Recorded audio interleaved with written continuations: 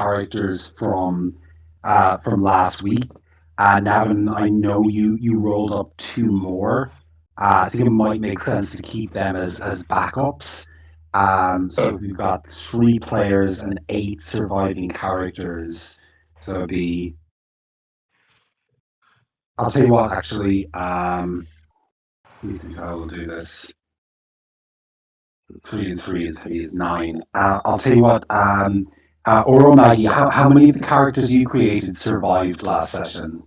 2. Julia and the Senator Marcus. Okay. And John, what about you?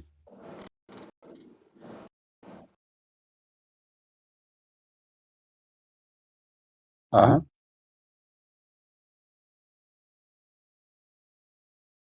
Okay. Perfect. So, do you want Navin? I'm going to say, let me just, so Navin, the 2 characters you made, I'm going to use them all together. So, I'm just looking at the Google Doc, and you made Cato, the senator, and Manus, the foreigner. Mm-hmm. Okay, so I'm going to say you play as those 2, and then I'm just going to make a note of that. You go plus Manus, and you can each grab an additional character. So I'll just go through the list there. So Juliana the criminal isn't being played by anyone right now? Okay, so Navin, you can take Juliana. And then Camillus the Colonus. John, are you happy to take Camillus? I'll move the stat block down. Don't be disturbed.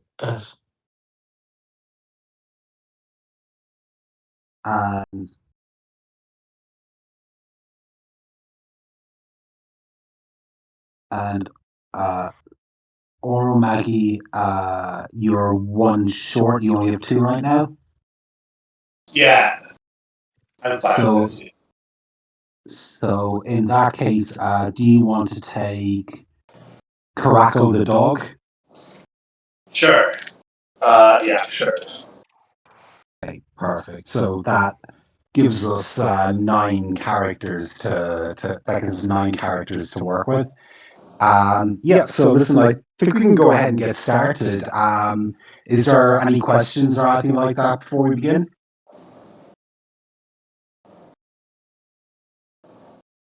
No, all good.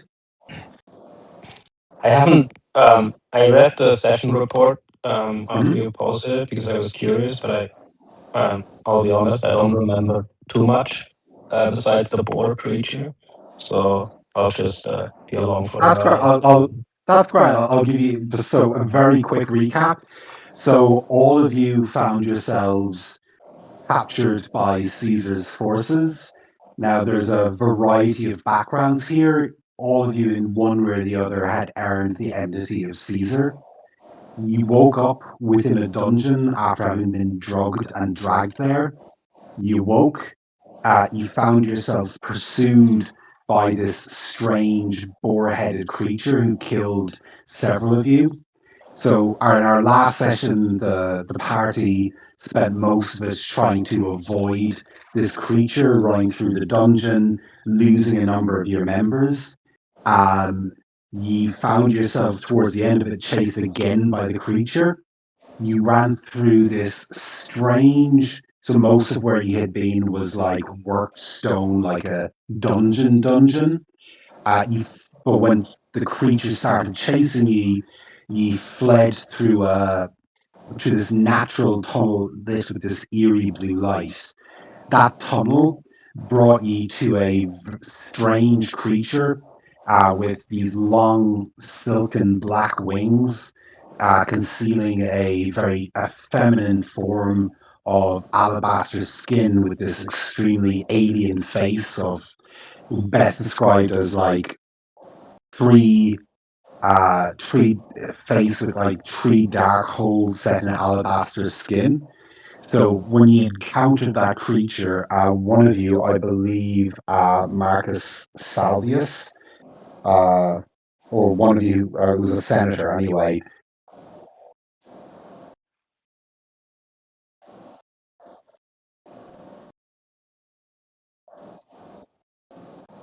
Yeah, so it's basic. Perfect. So yeah, he parlayed with the creature. The creature appears to listen. Just in for context, you were caught between this creature and the boar-headed monstrosity that was chasing you. When you found yourselves in this dead end, and the offer of service essentially was made to the silken winged creature, the female figure, the silken winged creature, dismissed this boar-headed monstrosity with a wave of her hand, and he basically sauntered out away of the chamber you're currently in, which is on the bottom right of the map, marked with a pin.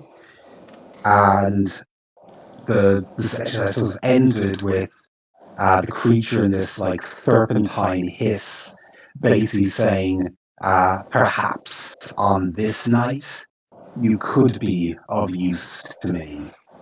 So we take it up there with all of you in the chamber. Just open up roll 20. Yeah, so you're here. So the so the creature hisses at you and basically says, "You have all been hunted by Caesar's boy on this night, have you not?" That's right. Some kind of pig-man hybrid. Isn't he magnificent?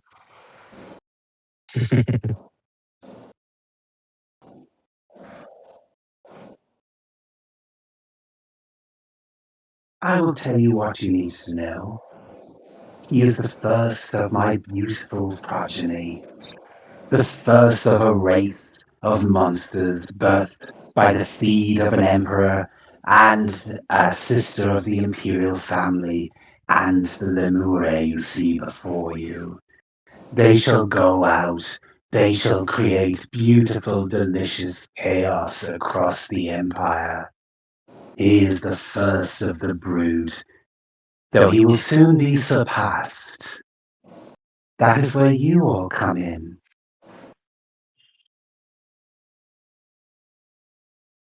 Yeah. And how's that? What can we do? Caesar's sister lies heavy with his child. Soon she shall give birth to a second and even greater monstrosity. But the shadows speak to me. They speak of threats. They speak of danger. They speak of coups. I have let you live. I have let you live out of the graciousness of my heart. I have let you live.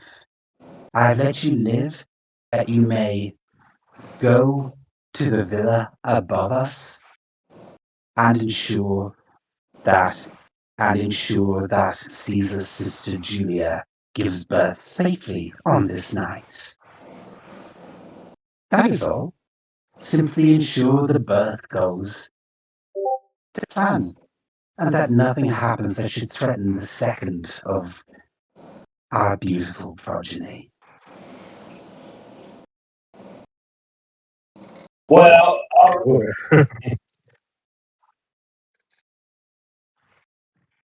Yes, that is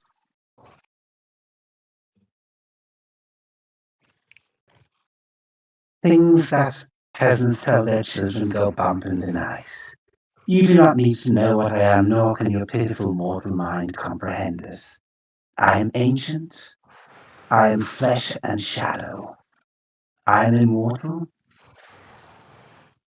and you are like ants to me. It's just Very convenient that you happen to be useful ants, cockroaches, insects on this evening. Oh, speaking of shadows, it's going to be difficult to go up into the palace. I mean, obviously, we were all imprisoned by Caesar. And Caesar's sister, I suppose, is housed in Caesar's uh, domicile. So, do you have any like secret ways or gifts of shadow that might aid us in going unnoticed? I have no gifts of shadow, and if I did, I would not give them to you. If you cannot be useful to me, then you serve no purpose, and I would simply kill you. However, there are two ways of accessing the villa. In fact, they're the only ways out of this vile dungeon where I keep my home. Neither is pleasant, but I will tell you about both. One is through the latrine, and I can tell you how to get there if you like. The other is simply by walking up the stairs, though the stairs are guarded and you will need to factor that in to your calculations. Do you know where our stuff is? I had things, or we had things. Your items, normally the prisoner's possessions, are taken to a room of the north of the central chamber. And you guess that by central chamber, she's referring to the large circular room here, which has indicated by the kind of blue marker there, which had like a water pooling at its center and had like a grate about 40 feet above, leading to a garden. And what's to the west of that? Looks like there's another passage that goes. I'm just going to check my Roll20 map. Could you indicate where you're referring to? Yeah, over here. Wasn't there something that drove us back? A page or something? Oh, here. Yeah, Oh, yeah. it was left here by one of Caesar's victims, smuggled in by someone who thought they knew better. They tried to cross the chasm over the invisible path, and they fell, but the mace remained. That route takes you to a corridor that runs from east to west, through which you can access the latrines, the stairs up, and a storage room where it is likely that your items are being kept. So that's the way to go. All right. And then so the room with the pool, what's north of that? Yeah, it's let me just bring it up here. So she's referring to north of here, north of here. So Yeah. this is What's north of here? Yeah. And that's what she's told you. Though those are the three rooms that are up there. Okay, so both of those lead up to that whole complex. Leads up to what? Sorry. Both of those lead to the same place: the stairs and the sewers and the equipment room. Correct. Yeah. So the equipment room, the stairs leading up, which she told you is guarded, and the a way into the latrine upstairs are all up to the north, beyond here.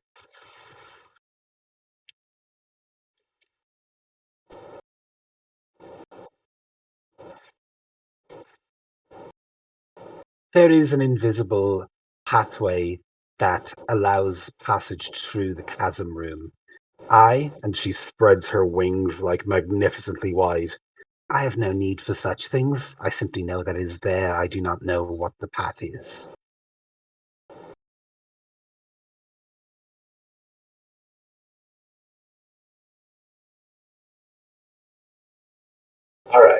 the beast is now, he's in this room and tamed by...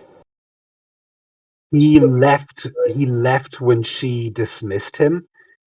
He's no longer present. He ran off to the north somewhere. Oh. So he might still be a problem. Okay. Well, do you guys want to try to go to the big round room first and see if we can find our equipment north of that?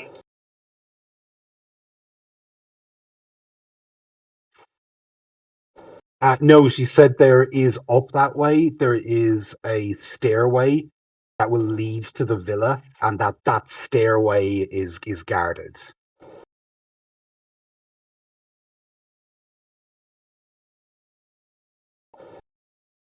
Mm-hmm. Okay.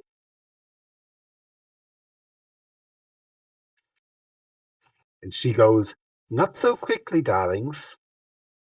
I will need one of you to volunteer to submit to a gias. I'm not going to trust strangers with something so important as the delivery of humanity's executioner now, am I?"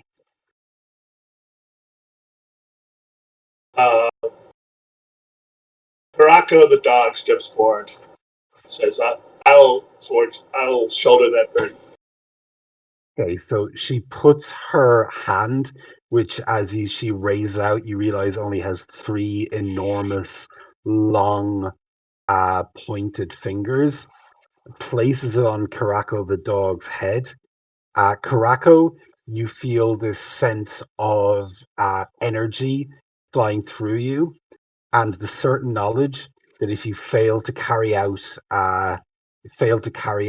the Lemure's instructions, then you will be struck dead. Right. Okie doke. Well, time is ticking on. Time is ticking on. I wish you the best of luck in your quest.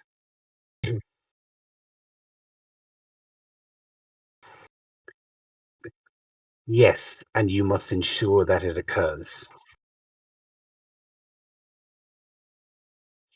Mm-hmm.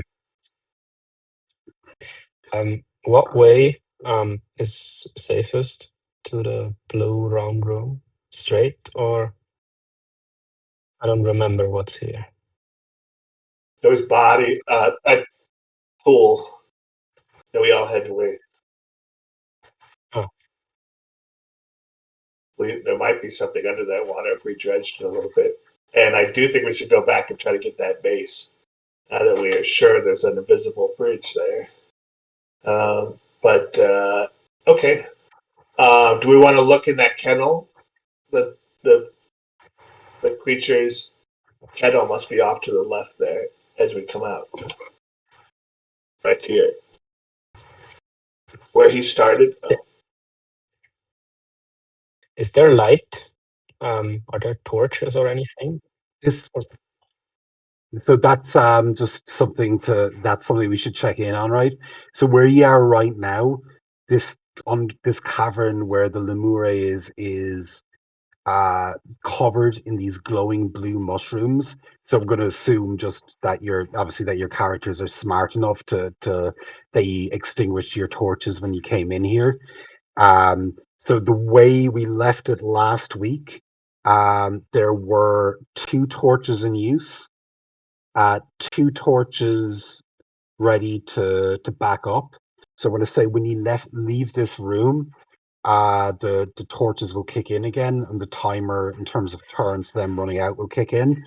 And that 4, I forget who exactly was using them, but you had 4 torches used previously, which you had the idea last session of turning into basically makeshift clubs.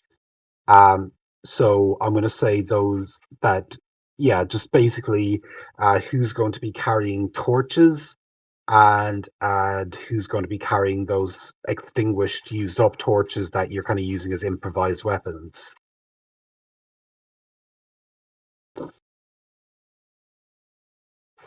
I'm going to say rounding it so it's 1 per 4. There's 9 of us tonight. I'll keep it rounded down to 1 per 4. So you'll need 2 torches lit. Julia is going to harvest some of those mushrooms, the light mushrooms. Very clever. Okay, as you harvest them, they remain glowing even after being picked. Nice. All right. Let's take let's take one for each of us. Might as well. And we don't have to all have them out at the same time. Cool. She distributes those out through all 8 of us. All right. Okay. Do we still need torches though, right? Or No. are the mushrooms bright enough? The mushrooms are bright enough. They emit less light, but if each of the 9 of you is carrying one, it's enough to see by if you're on for doing it like that. And then it sounds like if we don't use them for light, we've got enough torches for everybody to have one as a club. Not for everyone. Well, it depends, right? So the 4 I was referring that you were using as clubs, those ones had been used up. I'm going to say if you want to use the other 4 torches as clubs as well, that's fine. But if you're using them as clubs and bashing things, they may cease to be useful as light sources. So that's kind of a call you guys have to make. All right. Well, yeah, and there's 4 of those, right? So I'll pass out one to each person to use according to the discretion. At least the ones that haven't been burnt already. Okay. Yeah, so if you just want to each take a note of which character you have who's currently armed with a torch/club, because a torch isn't a great club. I'm going to say it's going to do, if you use it, it's going to do 1d4 of damage, so the same as a dagger. Better than 1 point of damage. Mm-hmm. Cool. Yep. So do I need to take torches? I'm not really sure how you want to divide them. Just tell me if you. Yeah, everybody grab 1 torch, and everybody grab 1 mushroom. Okay.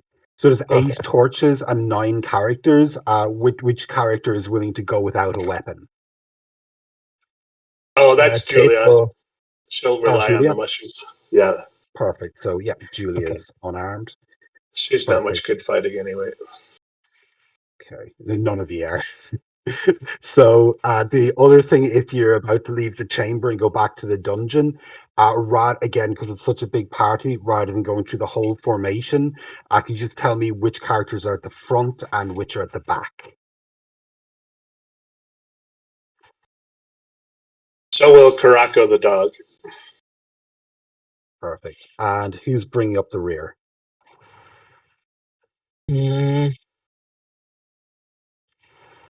Okay. Titus and the other one, sorry? Camillus. Perfect. Okay. All right. Okay. So so tell me there then. Okay, roll 20 back up. Yeah. So where are you planning to go?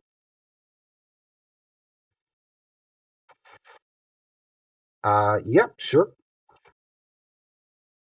Okay. So you make your way to this point here. So just to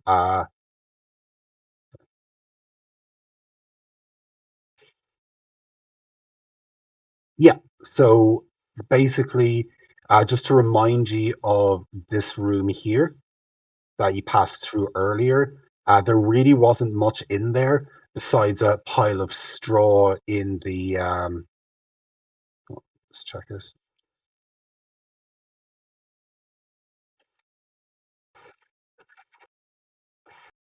You didn't. So you saw just in the northwest corner, there was a pile of straw, and from where you are, you can see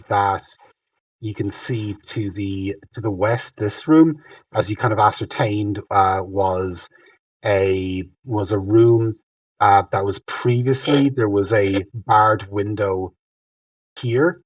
You see now that the bars have been ripped off with tremendous strength, and this room is now accessible from there.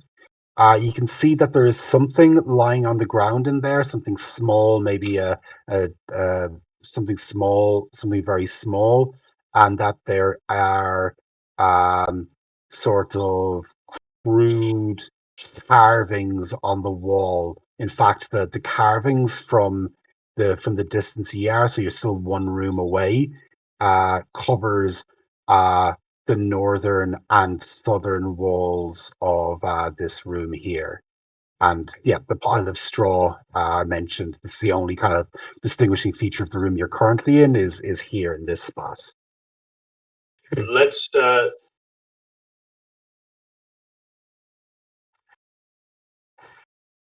Okay, so you're just running up to the straw and rummaging.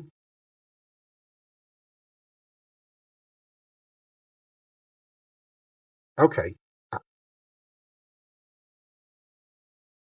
Okay, I'm going to say before you do that, you do notice that there's a real suffocating stench in this room, like a midden heap on a humid day.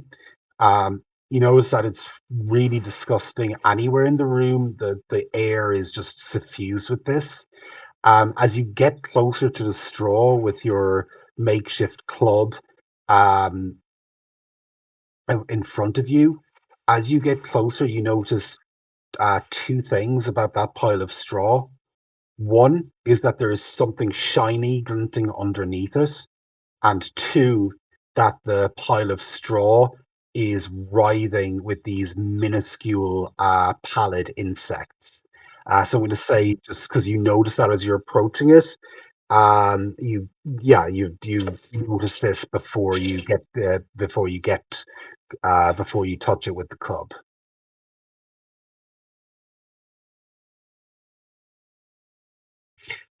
While they're looking at the straw, the creature's not visible, right? It's not in the chamber to the west. You have Um, not you've not seen it since the Lemure dismissed it, and you haven't noticed any recent sign of it since you came into this chamber. and was this the chamber where we woke up? Or okay. Yeah. Um, So the chamber in the bottom left corner was where you yeah. woke up. The creature started out here and Hmm. broke through the barred window separating the cells last session. Okay, good. So do we know what that little thing is that lies in its chamber, and do we want to check it out? yeah, but then we want the shiny thing in the straw too. Let's Yeah, we can split up.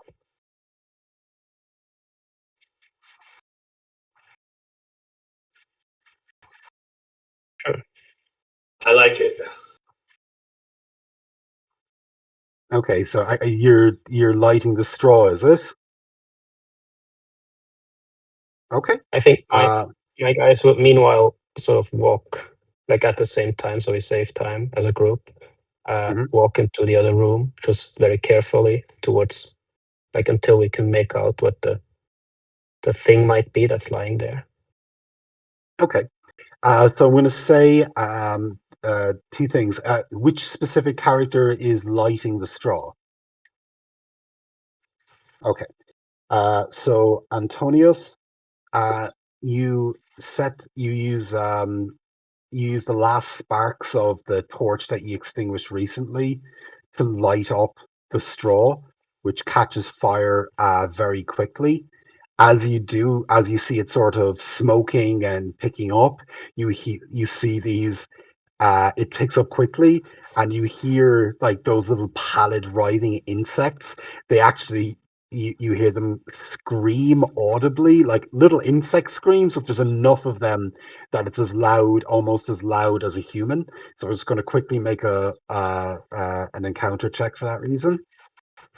While you're doing that, the others who've moved into the room to the west, um, yeah, you see that the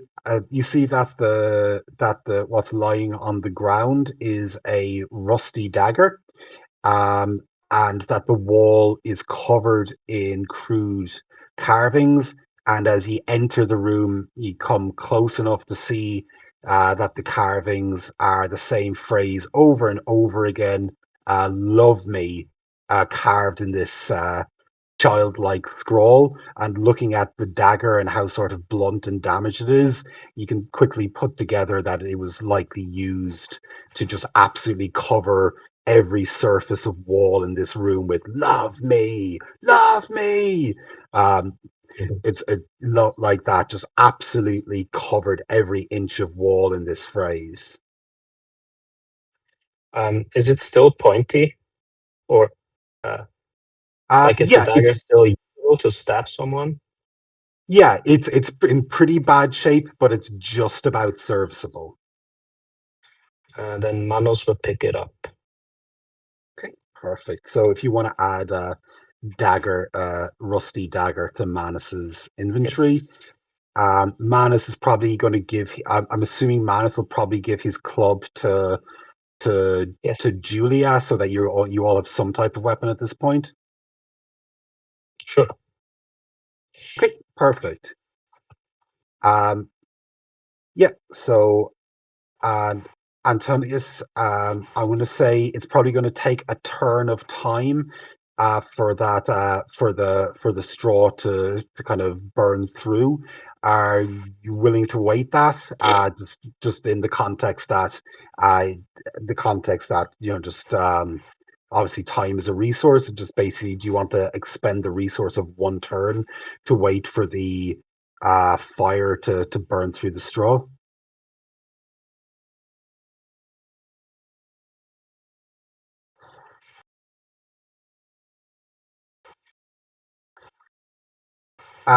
You do that. You see that you kind of see the thing. Is the idea that you're going to try and like move it? Yeah, okay. I mean that makes sense. So I'm going to say that will save you having to wait a turn. So you pull out the object and you see that it is a It is a silver music box adorned with jewels. Music soothes the savage beast.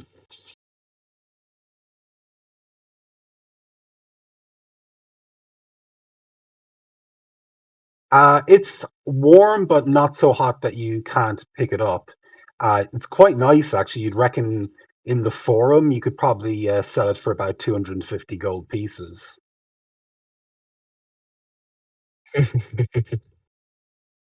If we survive. Okay, perfect. So, which character took the music box? Perfect. I'm going to say it's large enough that it would. And just to make a note of the value as well, just that treasure, you will be doing leveling a little bit different because it's a funnel, but treasure is still going to be important in this adventure. So you've acquired a a jewel encrusted music box that takes up one inventory slot and is worth 250 gold pieces.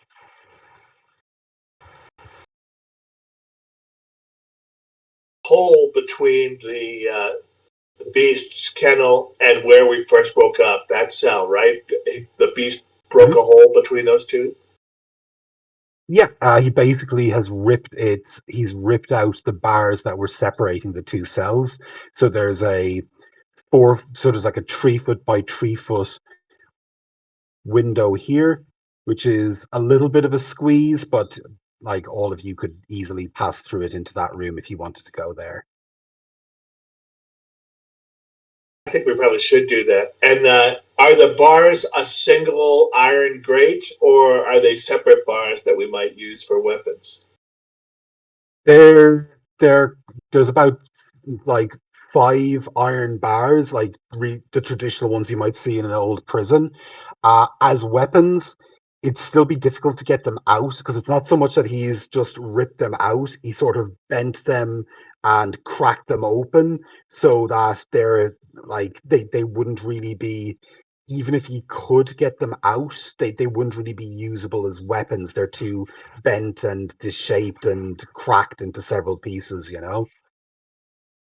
Right. Very well. So let's all get into our original cell here.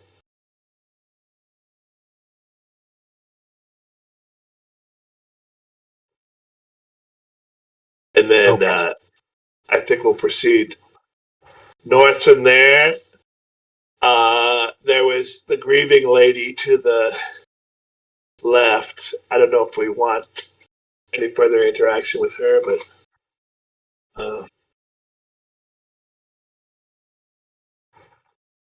yeah.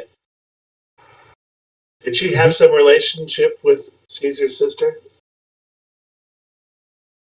The imprisoned woman, Petronella. Yeah. She didn't mention one. Sure.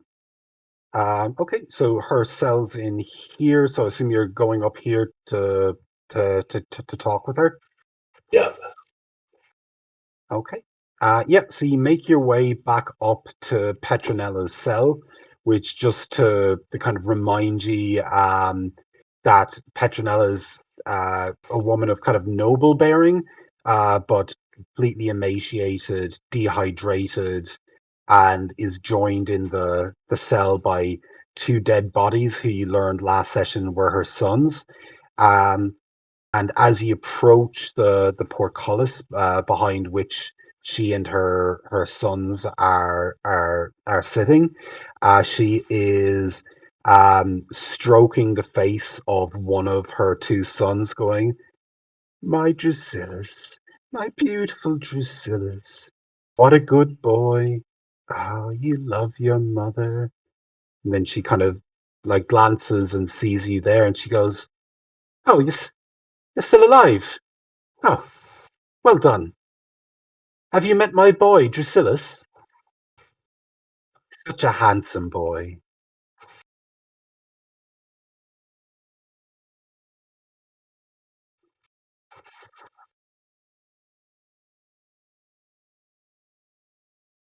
Julia or Drusilla? Oh, I think it's Julia that's having the baby. I don't remember. Oh, there's terrible rumors about Caesar and his sisters. Do you know they say that he cavorts with them? Not alone, but with a strange, night-black midnight creature. They say that Drusilla gave birth to a terrible monstrosity. They say that the creature down here is none other than the child of and Caesar and Drusilla. And perhaps Julia and Julia is.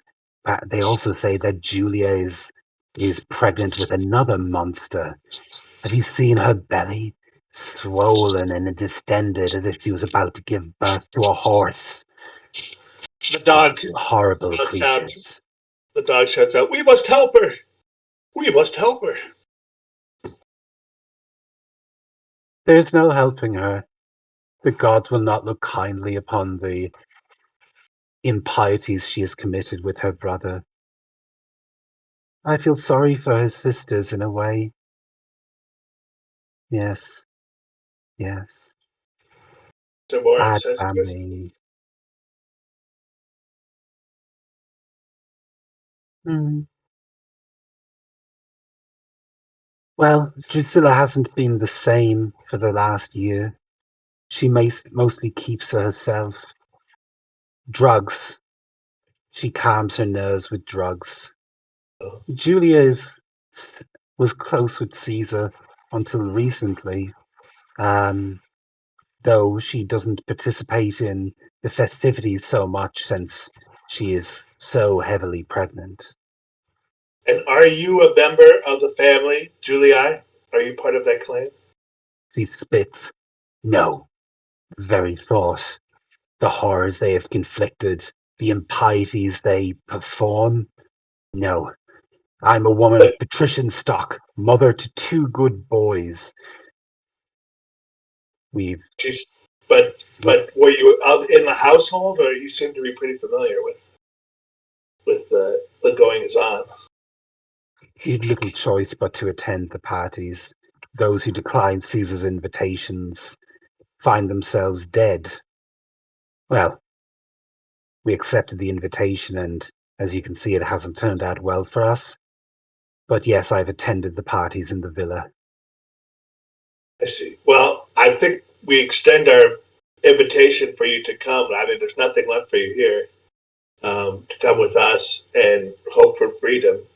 It might be a desperate act, but I think it's your best hope of survival. Okay. My boys will come too, of course. And she indicates the 2 corpses. Can she leave the chamber she's in? There's a rusted portcullis between you and her, and just it, with how emaciated and dehydrated she is, she's not going to definitely not going to be in any position to lift it. Maybe a couple of the strongest fellows here could lift it. I mean, we're 9 people. We should be able to lift it.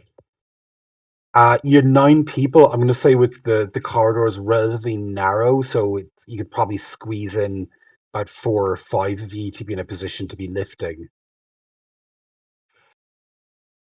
Who's strong? Manos is kinda strong. Oh, 11, 9, and 9.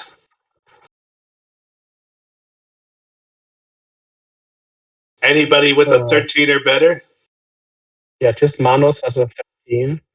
The other 2 have below 9, 8, and 6. All right. Well, let's put that 13 as the lead, and we'll get 3 11s to support him.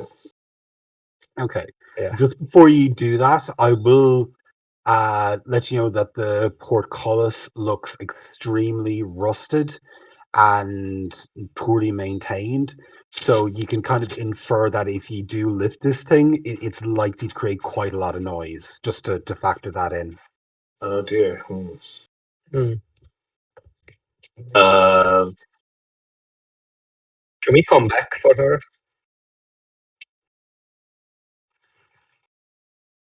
I don't know. It seems like the beast is at least away for now. They might risk it.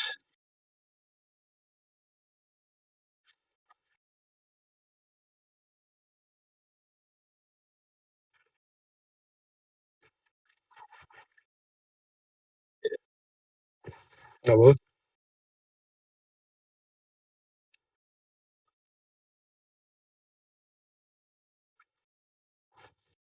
Yeah. All right. Well, yeah, we'll say to her. I mean, I'm afraid to tell you, your sons are dead.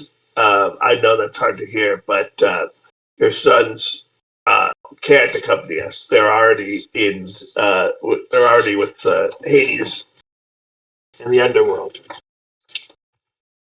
But Why do do you you tell feel? these lies? Why do you tell these lies? Can you not see my sons here? They are tired, yes. They are thirsty, yes. But they are perfectly well. You can see she's getting worked up at the suggestion that they're dead.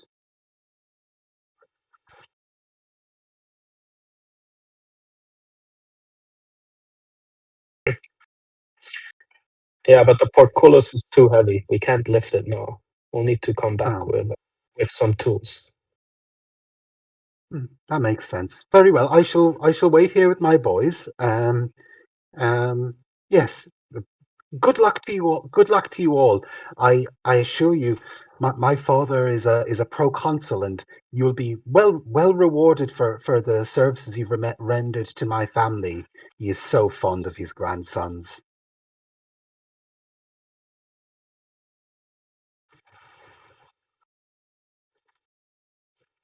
Yeah, who is which proconsul? She responds, Tiberius Pulvius, who you would know is essentially a governor in one of the eastern provinces. He's been there in person for a while, so you'd know he's old patrician stock, very well respected old family. You wouldn't know him personally that well, just for the fact that he's been away tending to his administrative duties in the east, but him and his family are very well regarded as kind of good, honest old patrician stock, you know.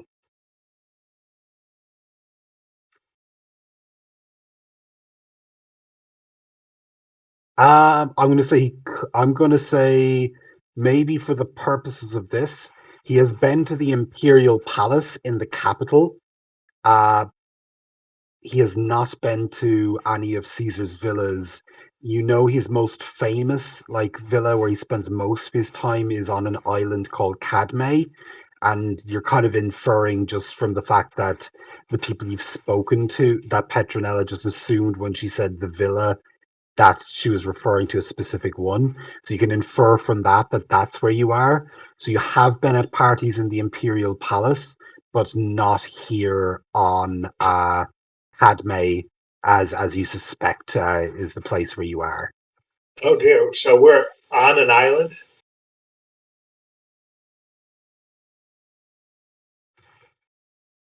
Gosh. Oh Jesus. Um, Basically, yeah, that's it's funny. Yeah, there is something to be said that like there's yeah, there is a lot of overlap between him and Tiberius actually, and Tiberius. But yeah, you're on some sort of pervert island is the most likely scenario based on what you've been told by the other characters you've encountered. Sorry. All right. Shall we head And north to the invisible bridge and give that a try? sure. All right.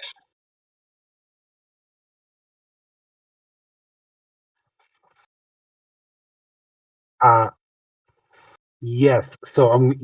So what I when you did that, my recollection is I asked you precisely where you were putting it and that it was directly in front. So when you put your foot, it went straight through. You have learned from the lemure that there is an invisible path there. You just didn't stumble on it when you were doing that the last time.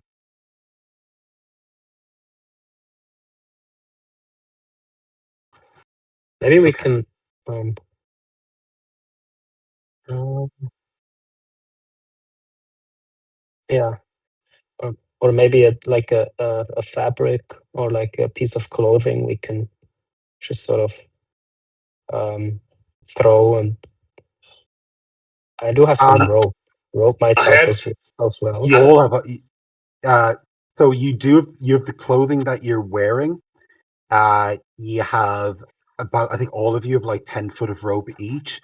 And in terms of dust and stuff, yeah, there's loads like everywhere around you is kind of, there's lots of dust and little pebbles from, just as you expect underground. So you have all of those things.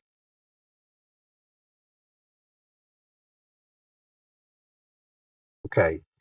It's very smart. As you do that, you see, and I'm just going to do it freehand here.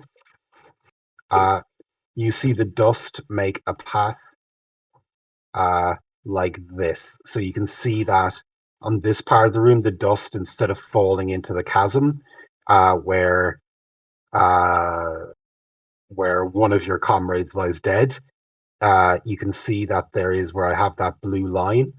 That the dust doesn't fall, but seems to just stop at about foot level, floating over the chasm. Let's take a bunch of dust with us because I'm hoping that the path will go under that mace. Okay. Yeah, and that's not going to take up a slot if you're just kind of filling your pockets with dirt and dust. That's grand. Is that what you're planning to do to sort of make your way across, spreading the dust as you go? Yeah, to see that bridge. Okay. Mhm. I'm going to say that is a little bit time. Actually, no. I'm going to say that's pretty quick, actually. So that's not going to take an extra turn. So as you do that, yes, that the path leads you here, and it is exactly here where the mace is. So I'm going to say Antonius and Caraco at the head of the column.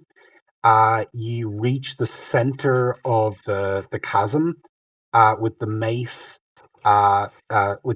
kind of at your feet. And it's very ornate. It looks very fancy, and it's also bloodstained with a little inscription on it. Oh.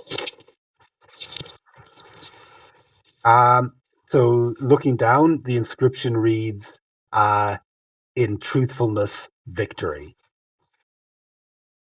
In veritas, victor. Something along those lines. My Latin's not great. Vinny, I think. Yeah, that 13 strength guy. Yeah, Manos the No, Germanic probably. barbarian. Oh yeah, barbarian, perfect. You probably should wield this mace.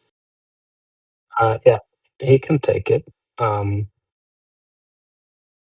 Bloody mace. Does anyone want the dagger? Oh yeah.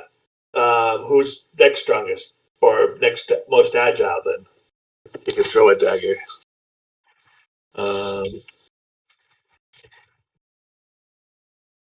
Kato has a 13 dexterity. 9, 11. Oh, 13's good. What about the dog? No, dog's got 10. Juliana has a 14 dexterity. All right. Well, she could throw that dagger and get an advantage. So let's give that to her. Okay. So we're going to work the magic items a little bit differently, just because the nature of, like, you're not going to be going back to a town to have a wizard identify it. So I'm just going to give it to you here. This mace, which I'm going to call the Veritas mace, gives +2 to attack roll. So it's a +2 mace. Nice. Sick. I think Manos should walk in front now because he's All right. Fair enough. The dog will go with right? you since he's under that GS. He's eager to lead. Okay, cool. Not So just that's as I mean, Manus. he only has two hit points, but Yeah, the dog has 1. So yeah, I don't think any of us are above So a single hit. So Manus and Caraco are in front now, is it? Yeah. Cool. Okay. Yeah. So you've reached the middle of the chasm, using the method of spreading the dust. I'm going to say that as you do that, just because you're kind of presumably spraying the dust quite widely, you can now make out the path. So, which isn't working for me. Let me see here.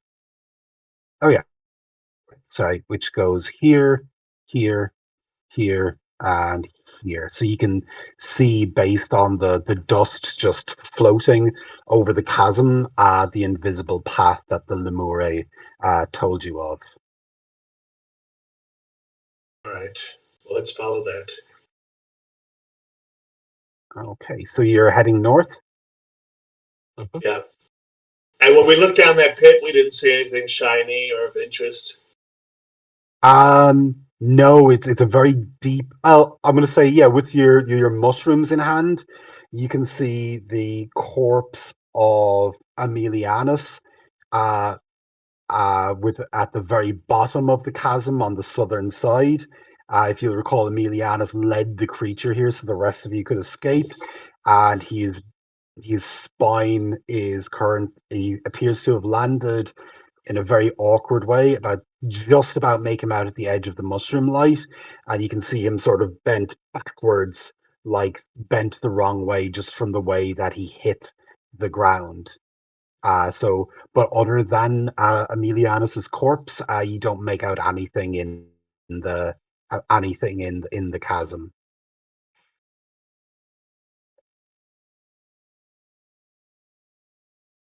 Yeah, I'm just remembering there's a pit here too, so let's not forget that. Okay, so we make it to the north side of the pit. Okay, cool. So as you make it to the north side of the pit, you're in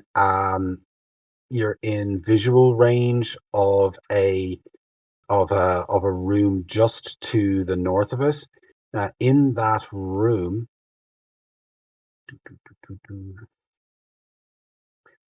yeah.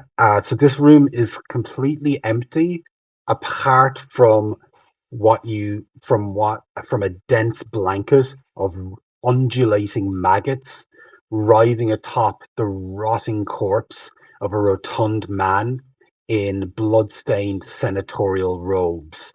A dozen empty urns also line the edges of the chamber. So the the corpse covered in maggots is roughly in the center of the room, and then the urns, like there's well more than a dozen of them, are just kind of lining the walls there. But you called them empty. Is it worth? Have we verified that they're empty, or is it worth verifying? They appear to be empty. You can look closer if you'd like. Yeah, but that's well away from the maggots and the corpse. If you're careful and kind of hug the wall, then yes, I'm going to say that you can examine the urns without without getting super close to the maggots. Okay. If you're doing that, Manus would stand in the doorway to the east, just so we're not surprised by anything. Good thinking. And then the dog will not come too close, but circle that senator with the maggots, looking for anything that might be useful. Paper, weapons, anything like that. Gold. Yeah, so I'm going to say that you can just about see that he has two items on him. So he's wearing an exotic onyx ring with some carvings on it. And in his other hand, his right hand, he keeps a rigor mortis grip on an unlit brass lantern. Oh, well, those are useful. We don't have any oil, but okay. Can we get the lady with the dagger? I'll borrow the dagger and try to just chop off that finger. Okay. So the fingers are also kind of covered in these maggots. If you want to proceed with that. Yeah, I think so. I mean, generally maggots aren't just whatever common maggots aren't too dangerous to mess with. And the dog certainly has plenty of experience with maggots and bodies. He's not put off by that at all. But his sole goal is just to try to get that ring. Okay, so chopping off the finger. Yeah. Okay. So you slice off the finger, Carefully, or just like amputating it, or just like chop? I would think an amputation would be more like sawing, but yeah, I mean, he's trying to be careful. He doesn't want to damage this blade any more than it already is aged. Okay, so sawing or chopping. Sawing, I suppose. Okay, that's going to be probably take about another turn if you're happy to use that time. Sure. If it gets us an onyx ring, I guess we'll take it.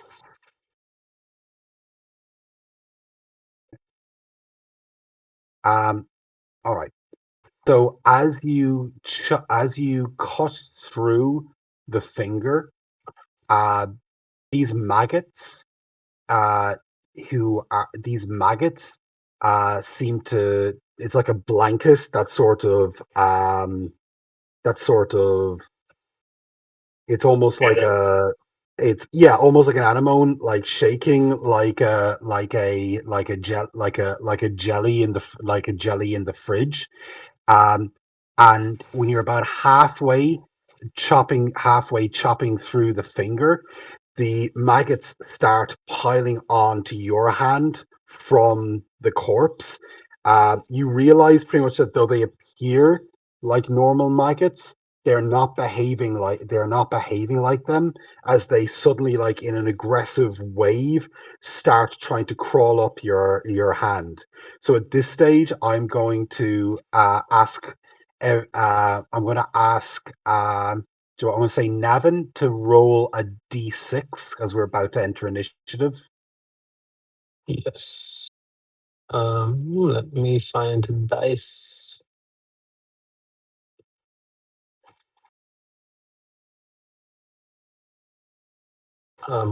I can't see the result because So the party won initiative. Um, yeah.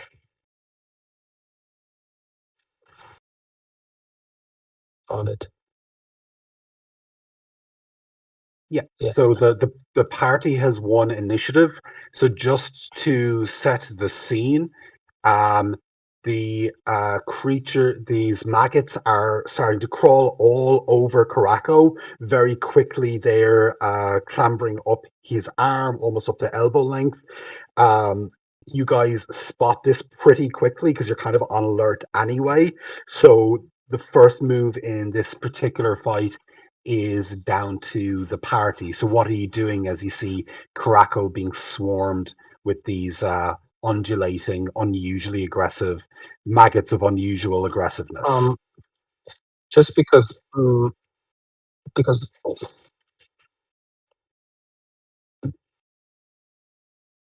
um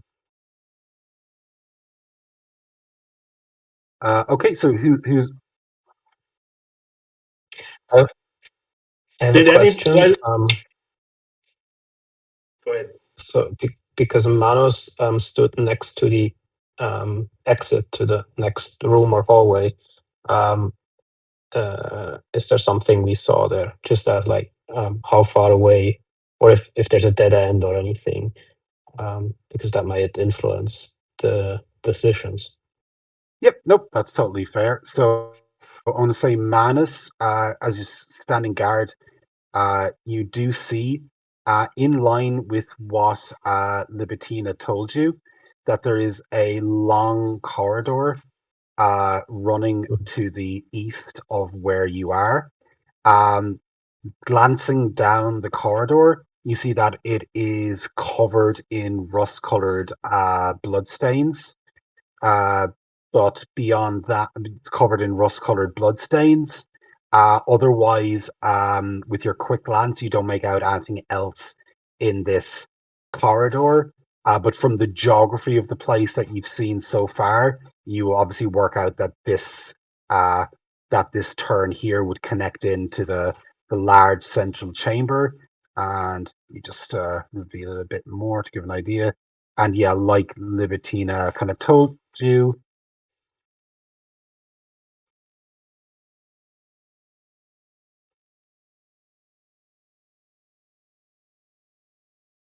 uh, three doorways kind of emerging from the corridor. So that's what Mana sees as he looks to the east.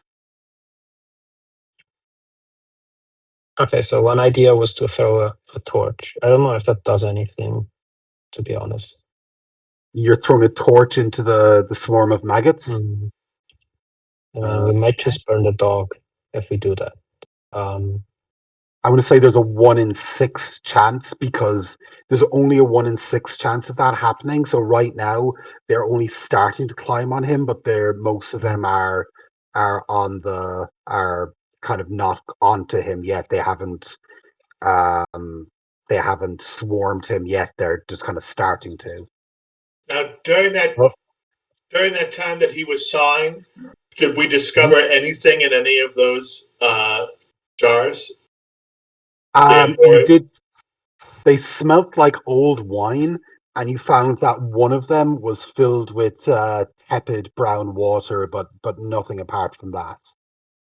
All right, let's. I'm gonna stick his hand, the dog's hand, in that water. Okay, the one that's covered in maggots.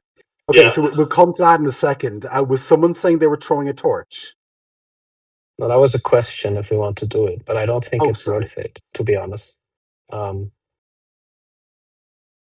was Okay. thinking about throwing jars at the pile of maggots just to disperse them. Might be more effective. Oh, okay. I think the lantern and the onyx ring would probably both survive any fire. Yeah, but I'm not sure if it actually, if the fire is enough to really, because it sounds like a lot of maggots. Might still kill Karako. That's what I'm thinking. We certainly have nothing else. Yeah. I mean, I think the most important thing is isolate Karako, and if he dies, he dies. But I think you want that ring at least. All right. So so are you going to try to burn him?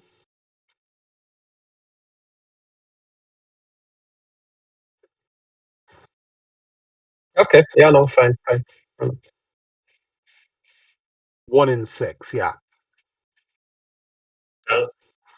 Sounds reasonable. I think Juliana can throw the torch.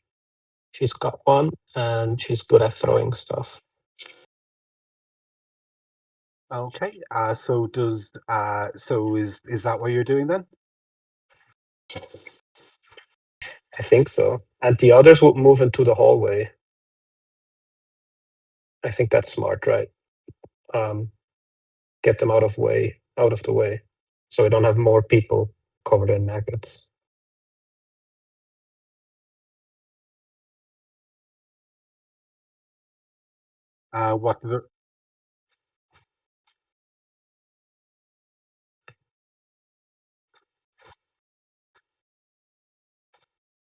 Okay, noted.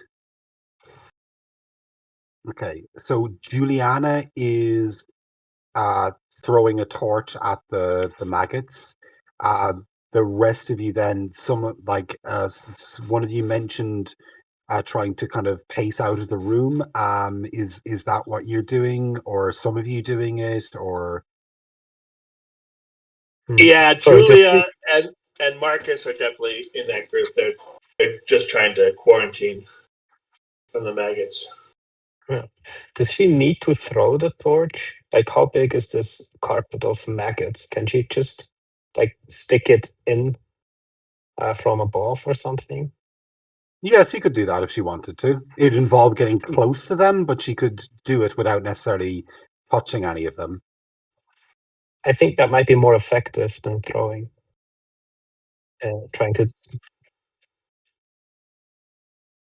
Okay, so in that case, can Julia and Antonius make me, just melee attack rolls with the torch, with your torches? That's just a -1, right? Or I haven't played OSC in a while. I rolled a 10.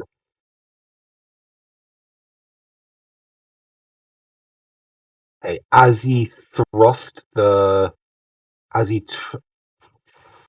wait, sorry, give me 2 seconds.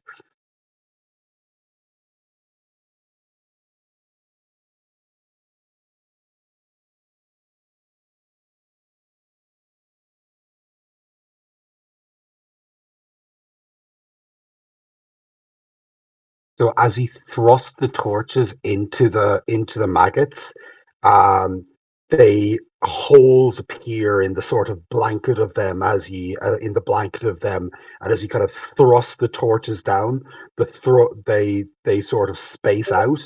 Now, what does happen? You don't appear to actually get any of the maggots with it, but as you do that, they seem to recoil from the fire and the smoke, and start kind of pulling away towards the south. As that happens, they as that happens, uh, whoever was who as who was being who had them on their arm again? That's the dog, Caraco. Okay, Karako still has them on his arm, but but the swarm is actually moving away from him under the influence of the torches.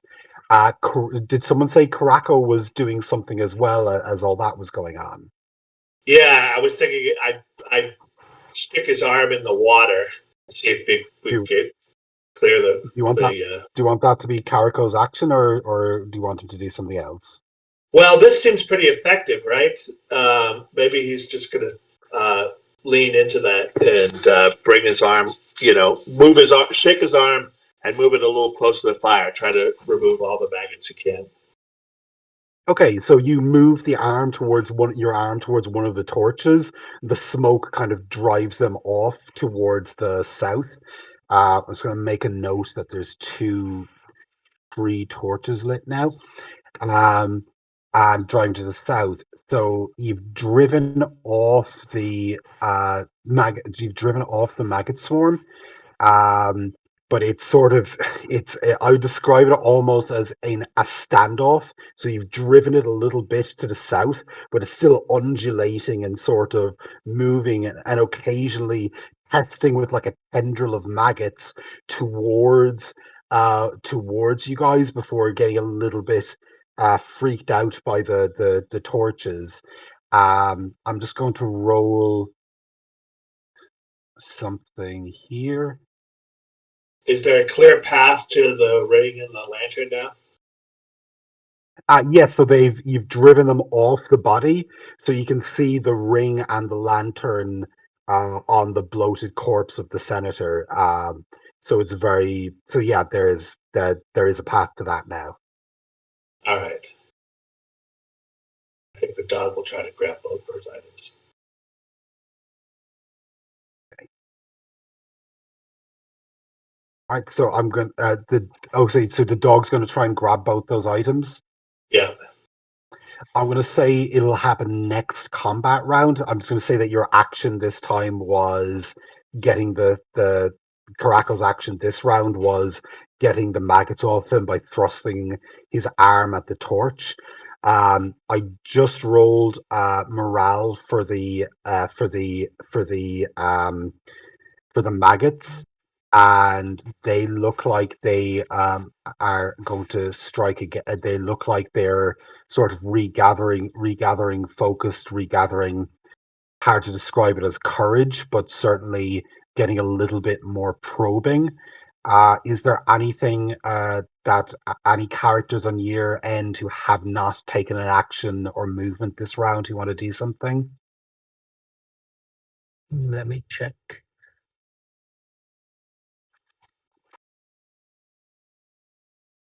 Yep, their torches are lit. Hmm.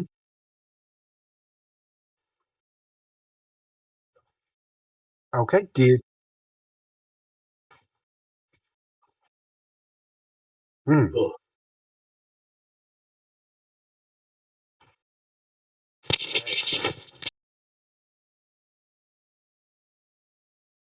Is that something Camillus wants to do? Okay. Yeah. Okay. So so the maggots seem to recover their confidence, and I'm going to say they're focused on Caraco because they've gotten a taste for him. So 2 seconds there.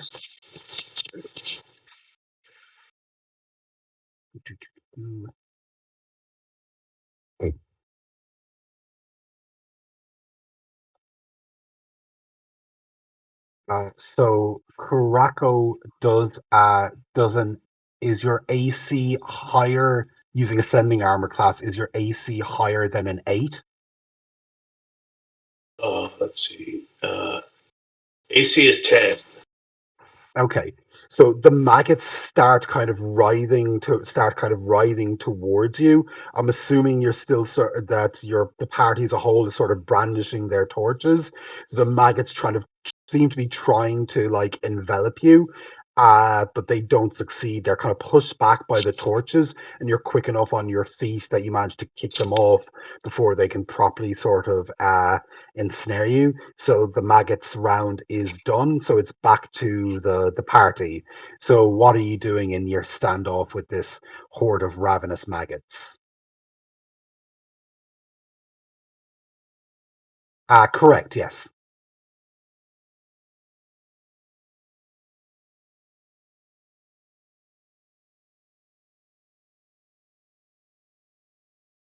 For ascending, yeah. That's what I tend to use. I just find it easier. But yeah, that's if I say AC, I'm referring to the figure in the brackets. Oh, well, then I should have said 9. Still not 8, but Nine's still enough that you don't get swarmed.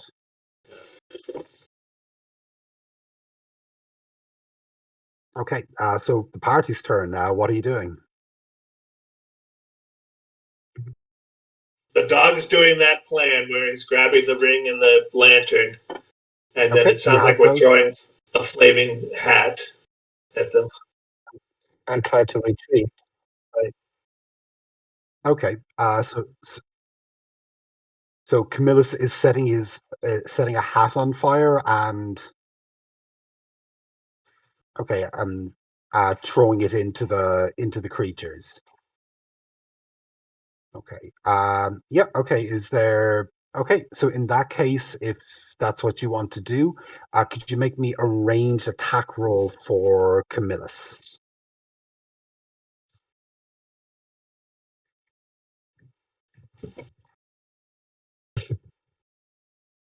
Oh dear.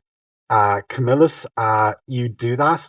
You slightly misjudge your strength. And instead of throwing it at the maggots, who are like, I would say, roughly here, you actually throw it over their heads into the chasm. Oh.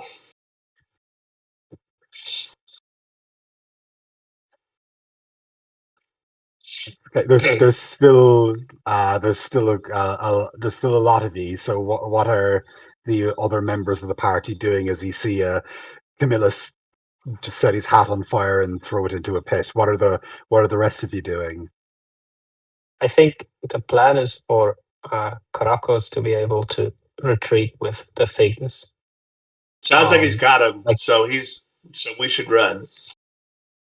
Yeah, so then just point the torches towards the maggots and retreat towards maybe the first door entry.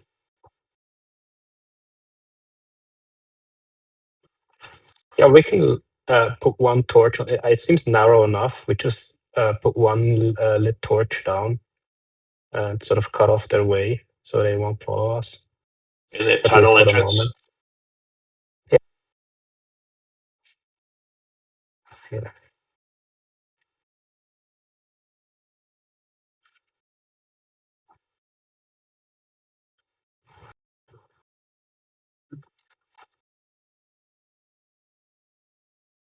Mm.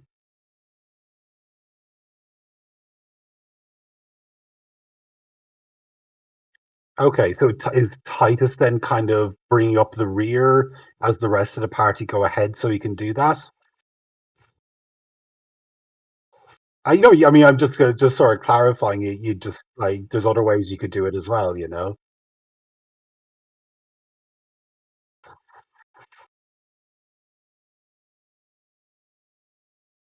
Could you just ping it again? Okay, gotcha.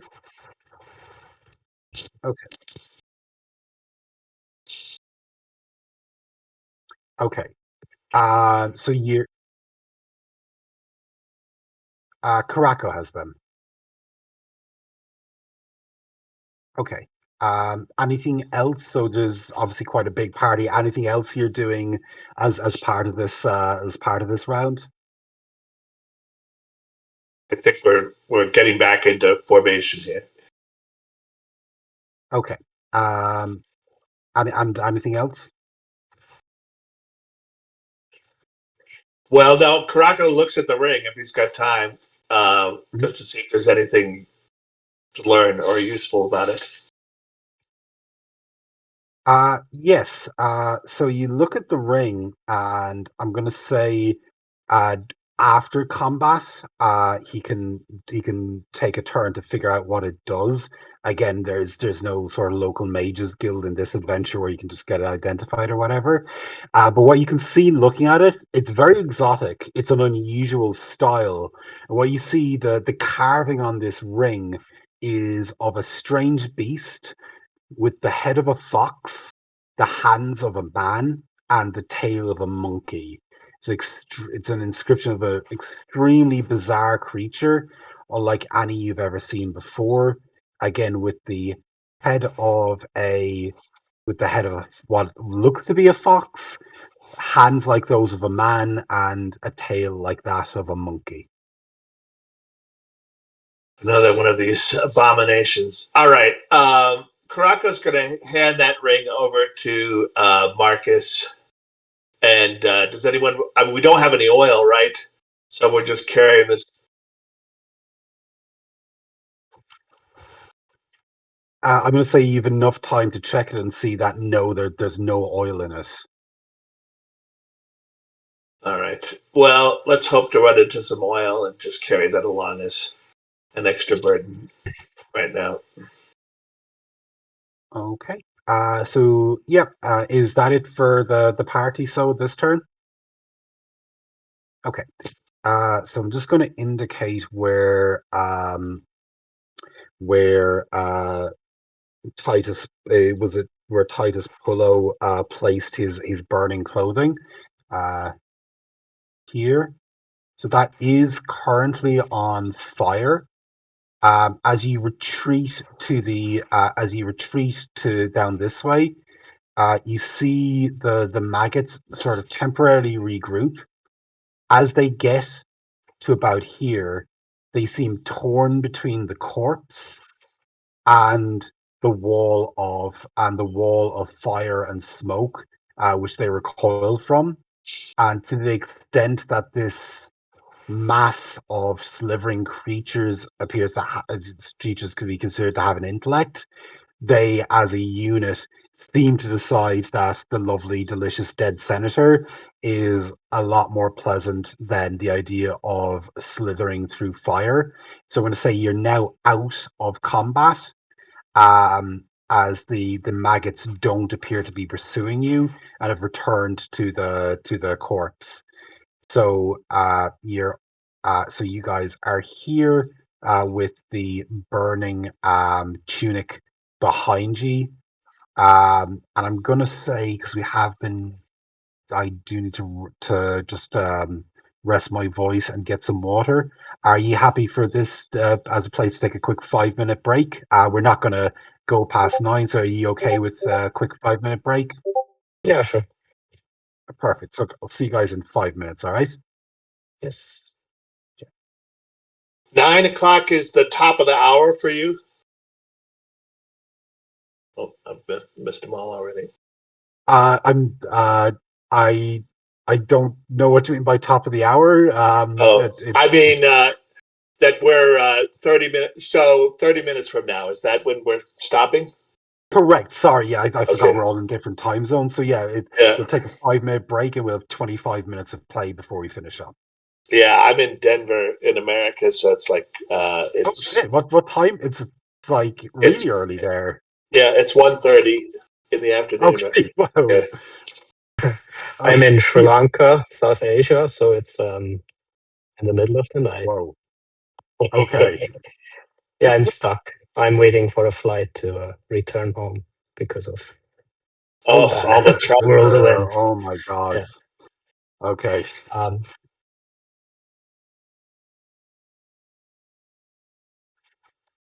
Yes. Yeah. It's not. It's not. I mean, I'm lucky, but I'm passing the time by staying up late and playing online games too, because I have to add a couple of days. I'll see you back in 5 minutes, okay?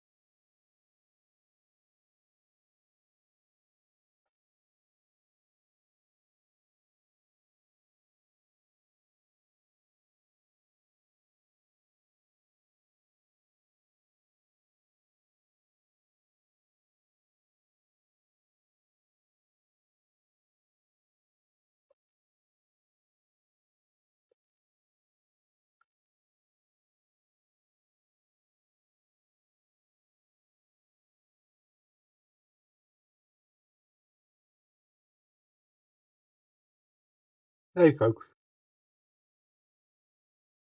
Oh, I'm here.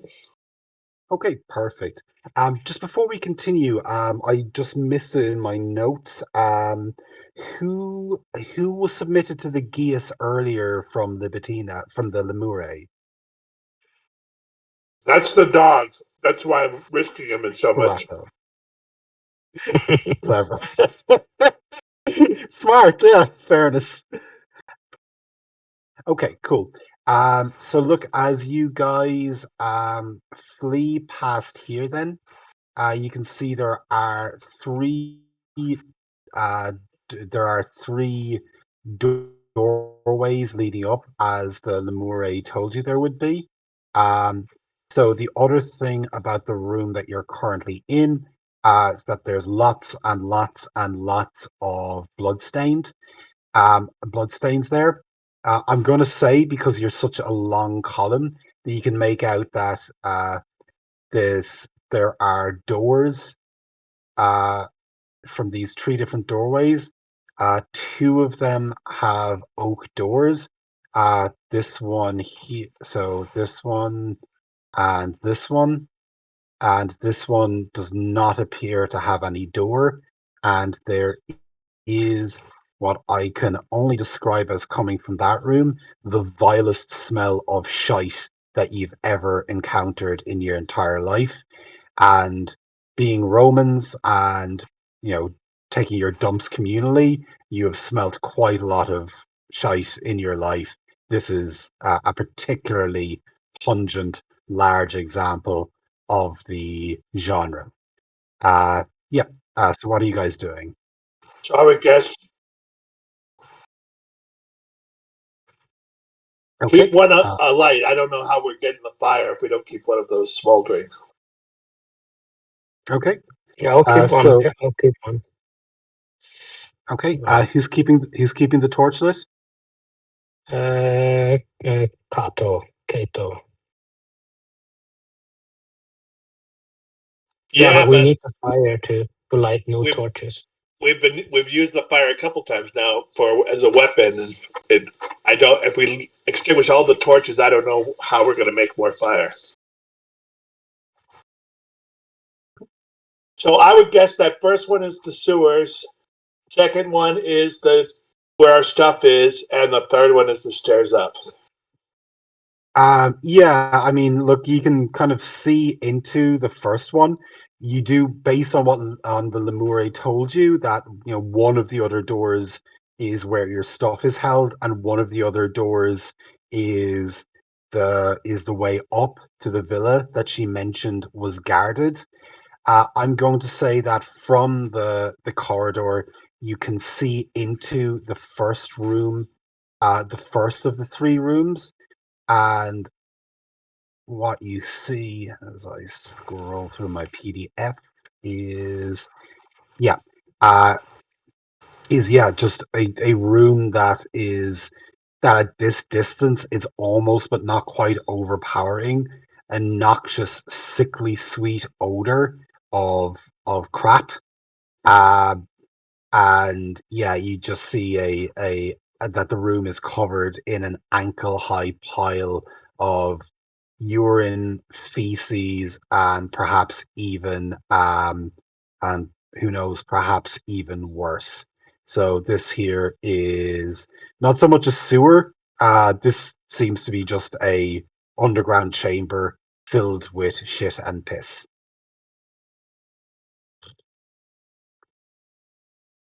Oh, and we don't see an exit there. Well, not from where you are. Do you want to try and enter the room or remain where you are? Well, let's check out the other room first.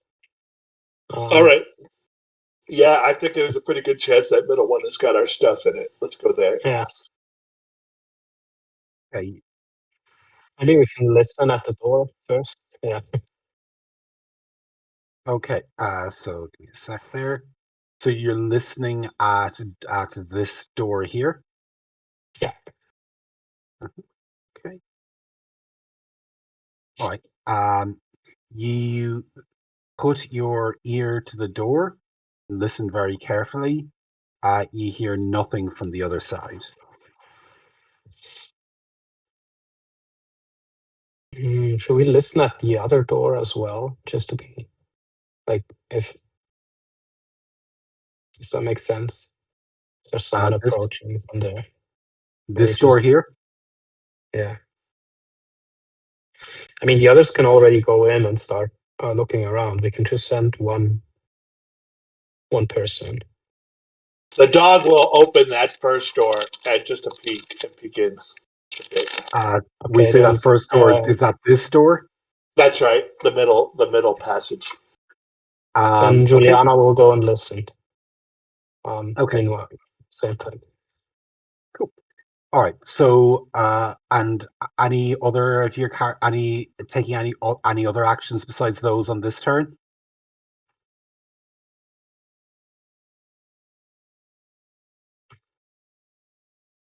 Okay. Cool. So, Juliana, you listen at this door. You do, in fact, hear noises, human voices coming from the other side. We'll come back to that in a moment. Karako, you push open this door here to find that it is locked.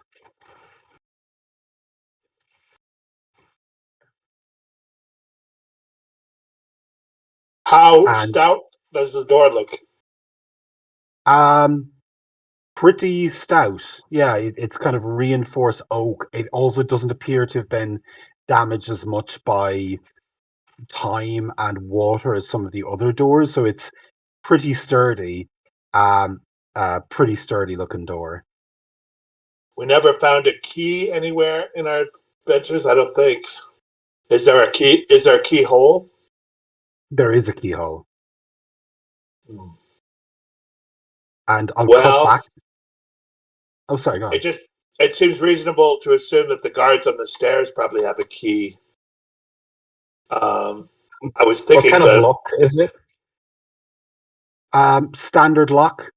Interestingly, around on the edges of the keyhole, you notice like little like bits of a white substance that you'd get that kind of looking at it, looks kind of like candle wax. So, one of my characters has a silver brooch. I assume there's maybe some like needle part to it. I was wondering there if, would be. if it's possible to, like, it's worth 20 gold, but might be worth it to break it in order to make a makeshift lockpick. Sure. Do you want to do that?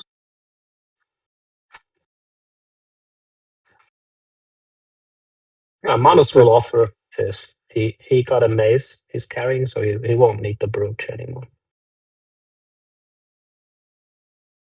Okay, so three of you are fashioning your brooches into makeshift lockpicks, essentially. I think we have two. Right. Two of you. Okay. So we'll come back to that in a moment. For the moment, if you just update or after the game, whichever, if you just update the character sheet to get rid of silver brooch and replace it with makeshift lockpick. What I'll cut back to very quickly is just Juliana. Listening at the door, you hear two voices. Now the voices have a foreign accent. Juliana, what background is Juliana? Criminal. Okay, so Juliana, you would recognize those voices as being Hyrcanian accents. So all of you would know that Caesar's personal bodyguard is the Hyrcanian guard. And because he's under such constant threat, or perceives himself as being under constant threat of assassination by his rivals and by various different forces, rather than relying on the Imperial army to protect himself, he has the Hyrcanian Guard, who are from far to the east and are very useful to him in the sense that they are loyal directly to him only, and not to any particular institution or state. They very much serve Caesar and Caesar alone. And you recognize the accent as being a very distinct Hyrcanian accent. You hear two voices, one male and one female. The female voice is just going, mm-hmm, yeah, mm-hmm, while the male voice is going, ah, ye young guards, you've never seen much combat. Do you know I fought at the battle? Do you know I fought at the battle of the Mauritius rivers? Aye, we were fighting we were fighting the Avars there. Strange men, 12 foot tall, three faces, and then the female voice is just mm-hmm. So that's what Juliana hears. Two Hyrcanian accents, one old and male, one young and female. The older male one seemingly talking at length, while the younger female one is like just going, yes, yes, Dariush, yeah. So three voices, two voices, sorry. Two voices. Two voices, okay. I think Juliana would stay there, actually, and just keep a look on the door. Okay. And the rest of you?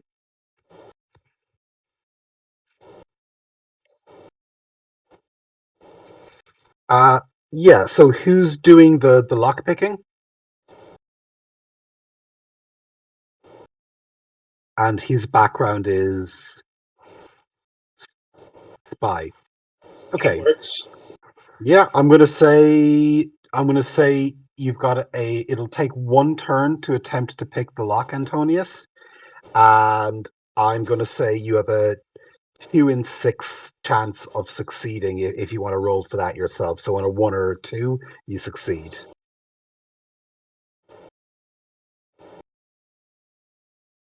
Nice.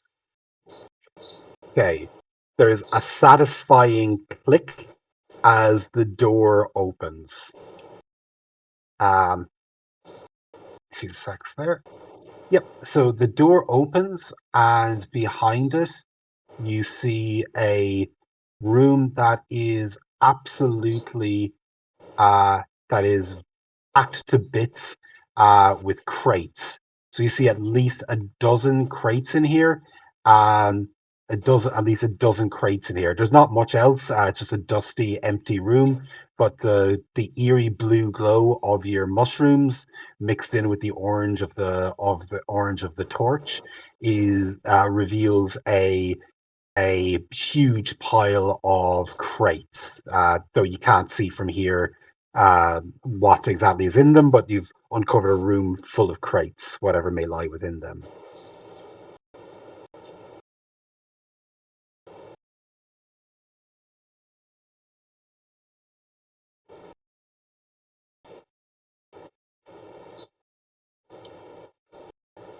Doesn't appear to be locked, actually. The lids, well, the room was locked. The lids aren't nailed down or anything like that.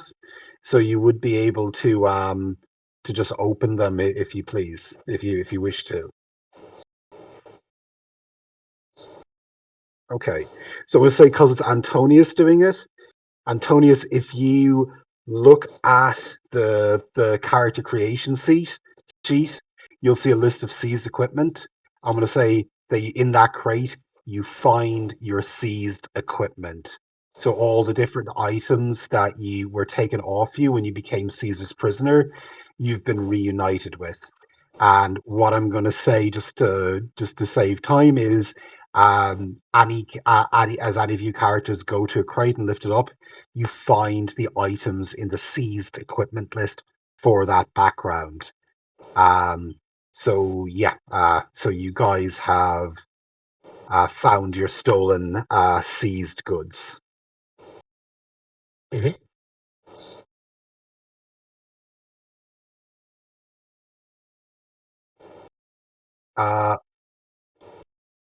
Hide armor, I'm going to say, is the same as leather.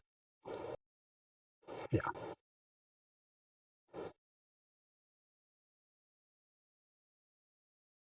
Oh, nice. Correct, yes. Wait, battle axe?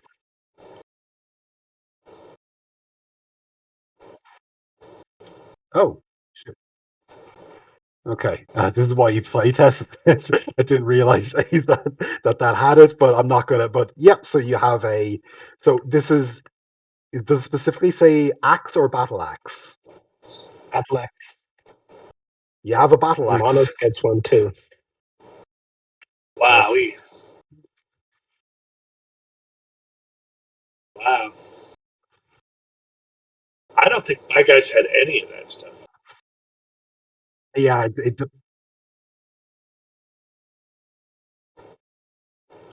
Oh. Point me to this list. I'm missing the list here. yeah. If you go to general, and if you go to pinned messages, I Okay. should have it. Yeah, under character creation, there is a sheet that says what cruelty of the gods brought you to this place. It's a PDF, and you do have to turn it, but each on there there'll be the criminal, senator, courtier, colonus, scion, and foreigner. And under that you'll see the seized equipment. So just for example, Juliana, who's a criminal, she will have a cudgel, which I'm going to say, which is a club, 3 torches, a wig, a hooded cloak, thieves' tools, a crowbar, a backpack, a crude shiv. Again, that's going to be a dagger, and light leather armor. And the same for the rest of the characters. I'm going to. No, it's functionally it's a dagger. Historically, a sword breaker. It's a dagger with a gap in the middle. The idea was that it's Renaissance, but it's D&D, so we can have fun with it. I'm sending it back to Rome. It was used for if someone came at you with a sword, you could get it in it and twist it in such a way that would break the sword. So, but functionally, if we're going by old school essentials, um, it functions like a dagger.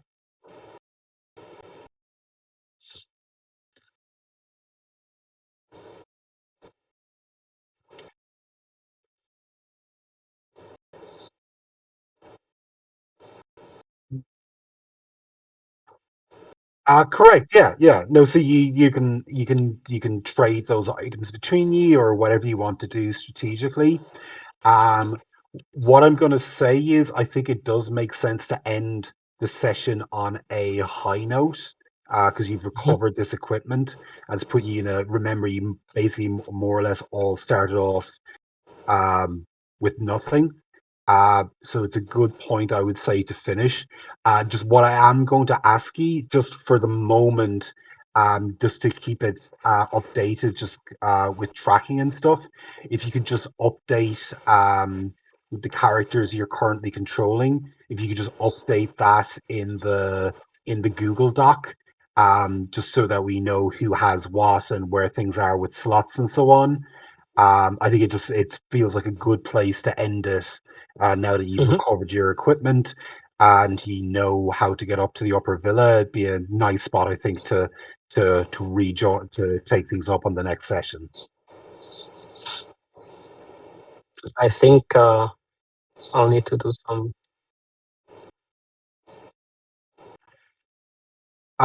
No, you don't have to do it now. I'm just going to say if you have time now, that would be great. It's just I've got so much to kind of manage, especially with the people coming in and out. It would just be really handy for me not to have to keep a track of the character sheet of the Google Doc.